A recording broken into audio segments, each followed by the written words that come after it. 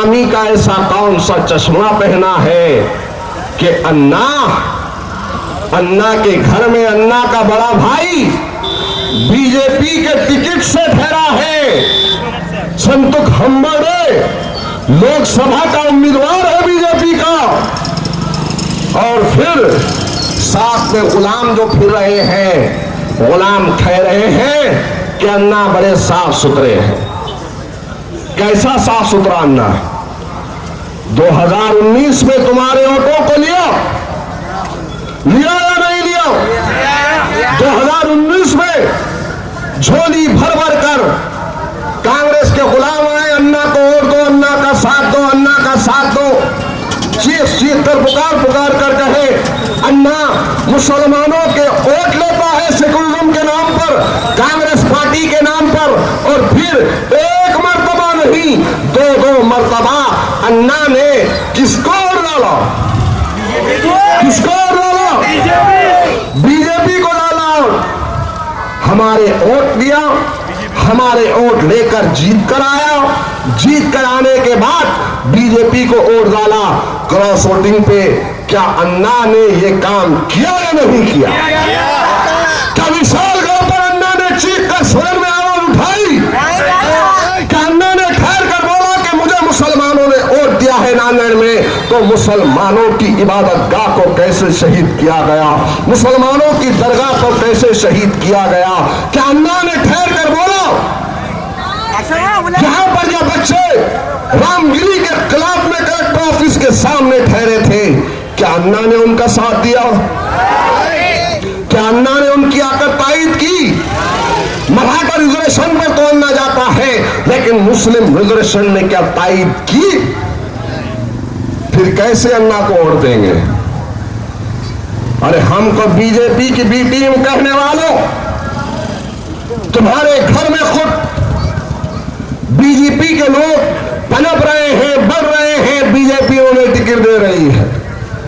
तो कभी मसाजिदों को शहीद किया जाता है, तो कभी बुलडोजरों के जरिए से हमारे मकानात को, बस्तियों को उजाड़ा जाता है, तो कभी इनकाउंटर के नाम पर गोली मुसलमानों को मारी जाती है।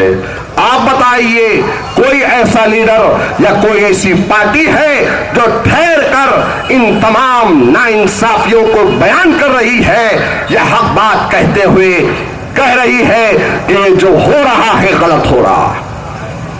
गौर करो, आज वोट तो मांगने आ रहे हैं, लेकिन उन वोट मांगने वालों से कहो कि यहां के लोग उसका इंटरव्यू ले रहे थे और पूछ रहे थे, तो कह दिया बेसाख्ता, जो बात दिल में थी वो जबान पे आई कि पहले 80,000 से जीत कर आए थे, अब नांदेड़ की जनता बीजेपी के उम्मीदवार को 2 लाख से जिताएगी। आपने भी सुना होगा। तो ये सब मिले हुए हैं मेरे प्यारे मुसलमानों, हमें सिर्फ धोखा दे रहे हैं। और ये जो अन्ना की जय जयकार करते फीक रहे हैं, ये चंद गौड़ियों के गुलाम जो मिल्लत फरोश आपके घर तक, आपके दरवाजों तक आकर सेकुलरिज्म की दुहाई दे रहे हैं, ये कोई सेकुलरिज्म की दुहाई नहीं दे रहे हैं। जो अन्ना ने इन्हें चूसने के लिए मीठा गन्ना दिया है, उसकी वजह से ये तुम्हें आकर बोल रहे हैं। ये है असल में रहे थे, वजीराबाद की पुलिस ने लेकर गई है, बच्चे डर रहे हैं। अरे घर से निकलकर पुलिस स्टेशन में पहुंचा और पहुंचकर वहां पर खाकी वर्दी वालों से कहा, क्या सिर्फ तुम्हें इस मुल्क के अंदर दाढ़ी और टोपी वाले बांग्लादेशी नजर आ रहे हैं? और खड़े रहकर उस वक्त के एसपी को फोन किया जादव साहब को, और फौरी उन बच्चों को मैं लेकर आया। तो उन असातिज़ा ने मुझे कई दुआएं दी। यही आपके नजदीक में मछली मार्केट के करीब में एक मुफ्ती साहब, नौजवान मुफ्ती आलिम दीन है।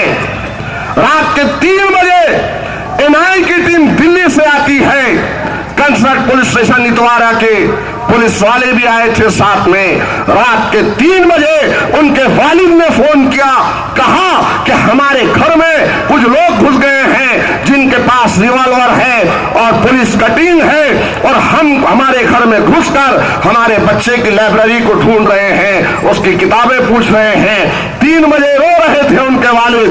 पहुंचता हूं तो पता चला ये एनआईए की टीम है। घरों को मुनद्दम किया गया, इबादत गाहों को शहीद किया गया। याद रखो, हमें मजबूर ना करो। खुलकर कह रहा हूं आपके सामने, ये जितने लोग आ रहे हैं, किसी को किसी से कोई तकलीफ नहीं है। हाँ, अगर तकलीफ है तो हमारे ही सफों के मीर सादिक और मीर जाफरों को तकलीफ है, उन गद्दारों को तकलीफ है कि अगर ये एक मर्तबा सदन में पहुंच जाएगा तो नांदेड़ के मुसलमानों की आवाज नहीं बल्कि पूरे महाराष्ट्र के मुसलमानों की आवाज बनेगा। ये डर इन्हें सता रहा।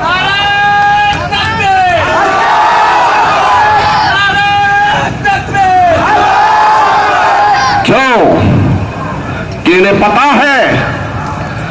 पता है कि अभी कुछ नहीं है तो ये हाल है, कल सदन में पहुंचेगा, असेंबली में पहुंचेगा तो क्या कुछ नहीं करेगा। अरे हम वहां पर सुनेंगे नहीं बल्कि सुना के आएंगे। मैंने कभी भी, जब भी खाकी वर्दी वाले हो या खादी वाले हो या प्रशासन हो, खुदा की कसम सैयद मोइन ने नांदेड़ के मुसलमानों के सरों को कभी झुकने नहीं दिया।